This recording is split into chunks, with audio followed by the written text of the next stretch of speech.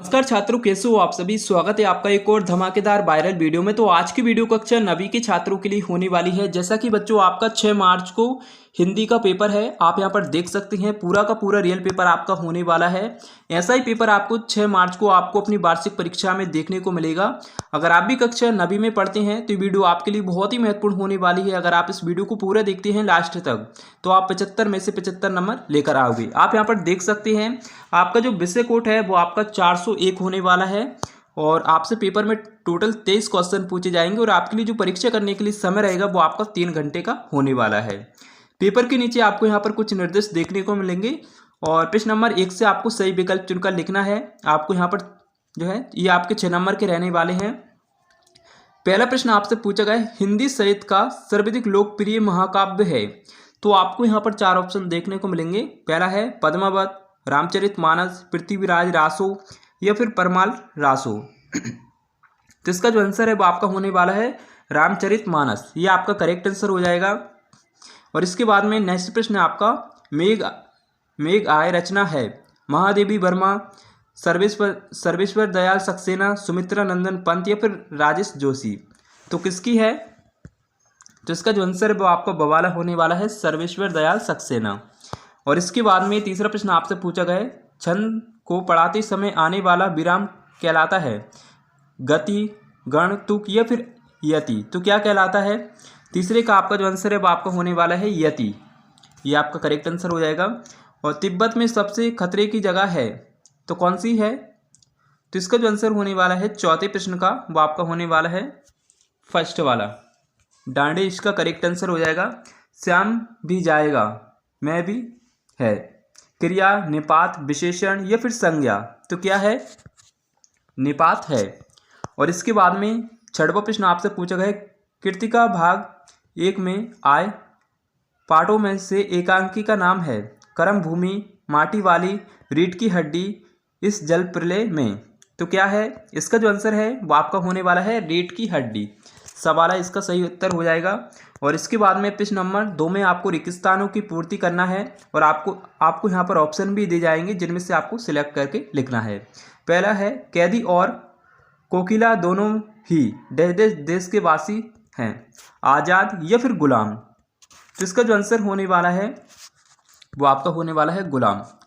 और इसके बाद में दूसरा प्रश्न आपसे पूछा गया, संचारी भावों की संख्या डैश है 33 या फिर 10। तो कितनी है? 33 है। और इसके बाद में तीसरा प्रश्न आपका, महाकाव्य में जीवन का डैश चित्रण होता है संपूर्ण या फिर आंशिक। तो कैसा चित्रण होता है? संपूर्ण चित्रण होता है। और इसके बाद में चौथा प्रश्न आपसे पूछा गया है, लेखिका महादेवी वर्मा के बाबा फारसी और डैश भाषा के जानकार थे। तो कौन सी भाषा के थे? अंग्रेजी या फिर उर्दू। तो इसका जो आंसर है वो आपका होने वाला है उर्दू। और इसके बाद में पांचवा प्रश्न आपसे पूछा गया है, उपहास शब्द में डैश उपसर्ग है उप या फिर हास। तो क्या है? इसका जो आंसर है वो आपका होने वाला है उप। ये आपका राइट आंसर हो जाएगा। और इसके बाद में छठवां प्रश्न आप यहाँ पर देख सकते हैं, उर्दू के तालीम शब्द का अर्थ आपको यहाँ पर बताना है, डैश होता है विज्ञान या फिर शिक्षा। तो क्या होता है? शिक्षा होता है। और इसके बाद में प्रश्न नंबर 3 में आपको जो है सत्य असत्य चुनकर बताना है। ये आपके 6 नंबर के रहने वाले हैं। ईश्वर काबा कैलाश में मिल सकता है। तो ये आपका असत्य हो जाएगा पहला वाला। और इसके बाद में संकट सागर में रूपक अलंकार है, तो ये आपका सत्य हो जाएगा। उसके बाद में नेक्स्ट प्रश्न आपका तीसरा वाला, लड़की की माँ मर चुकी थी। तो तीसरा आपका बिल्कुल सत्य हो जाएगा। और चौथा प्रश्न आपसे पूछा गया है, सलीम अली को उम्र की सती तक पहुँचने में थोड़े ही दिन बचे थे। तो चौथा वाला आपको बिल्कुल सत्य है। और इसके बाद में उत्थान का विलोम उन्नति है, तो ये आपका इसका आंसर आपको हमें कमेंट करके बताना है। और इसके बाद में आप यहाँ पर देख सकते हैं छठवां प्रश्न, रामस्वरूप दायिकानुसी ख्यालातों के थे। तो ये आपका सत्य हो जाएगा। और इसके बाद में प्रश्न नंबर 4 में आपको सही जोड़ी का मिलान करके लिखना है, जो कि आप यहाँ पर देख सकते हैं, सूफी संत। तो इसका जो आंसर है वो आपका होने वाला है जायसी। ये आपका करेक्ट आंसर हो जाएगा। और दूसरे वाले का आपका जो आंसर है मुक्तक काव्य। तो इसका जो आंसर है वो आपका होने वाला है कबीर के दोहे। और बुद्धिहीन प्राणी। तो इसका जो आंसर है तीसरे प्रश्न का वो आपका होने वाला है गधा। और चौथा प्रश्न है भूमि। तो भूमि का जो आंसर है वो आपका होने वाला है धरा। और पांचवें प्रश्न आपसे पूछा गया है सोफा लोटा डिबिया।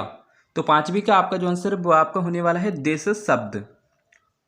और इसके बाद में छठा प्रश्न आपका कर्नाटका का सबसे छोटा कस्बा कौन सा है। इसका जो आंसर है वो आपका होने वाला है बगलकोट। ये आपका करेक्ट आंसर हो जाएगा। और इसके बाद में आप यहाँ पर देख सकते हैं प्रश्न नंबर 5 में आपको एक शब्द एक वाक्य में उत्तर देना है। ये भी आपके 6 नंबर के रहने वाले हैं। पहला प्रश्न आपसे पूछा गया कवित्री लखात का घर जाने की चाह से क्या तात्पर्य है। तो इसका जो आंसर है वो आपका थोड़ा बड़ा होने वाला है, आप सुन लीजिए। इस नाश्वर और भाव सागर से मुक्ति पाकर परमात्मा से मिलने मोक्ष की तीव्र इच्छा है। और इसके बाद में दूसरा प्रश्न आपसे पूछा गया है मेघ आय बन ठन के पंक्ति में कौन सा अलंकार है। तो कौन सा अलंकार है बच्चों। तो इसका जो आंसर है वो आपका होने वाला है मानवीकरण अलंकार। ये आपका करेक्ट आंसर हो जाएगा। और इसके बाद में तीसरा प्रश्न आपसे पूछा गया है साहित्यिक पुरके किसे कहा गया है। तो किसे कहा गया है मुंशी प्रेमचंद को।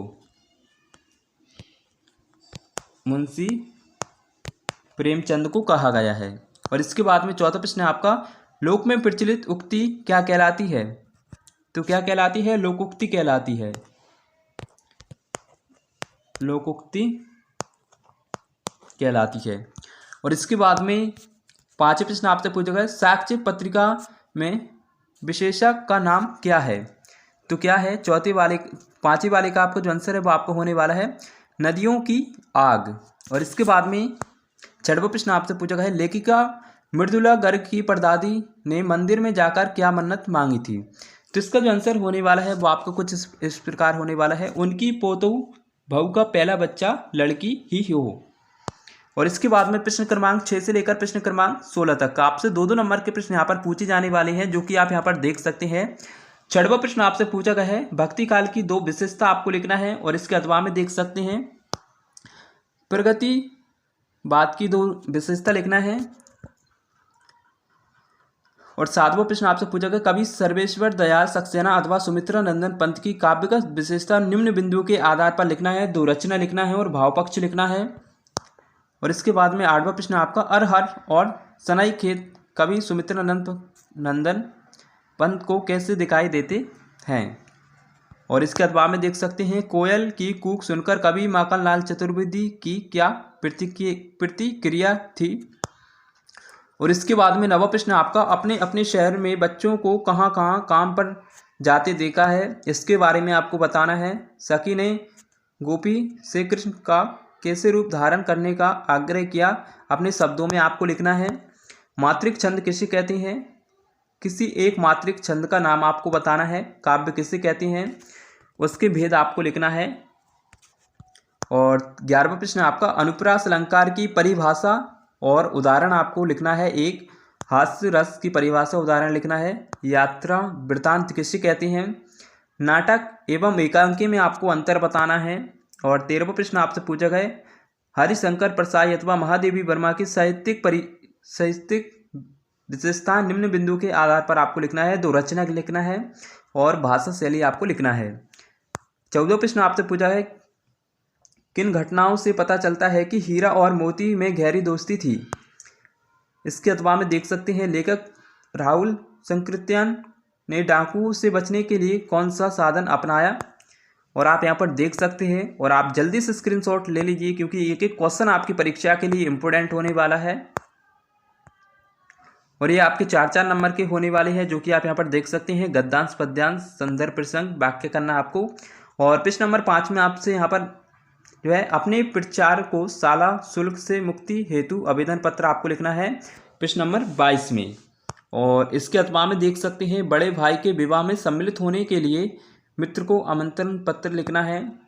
और प्रश्न नंबर 23 में आपसे यहाँ पर जो है किसी भी एक विषय पर आपको निबंध लिखना है, जो कि आपको यहाँ पर ऑप्शन देखने को मिलेंगे, जिसमें से आपको कोई सा भी निबंध आ रहा हो वो आपको अपनी आंसर शीट में लिखना है।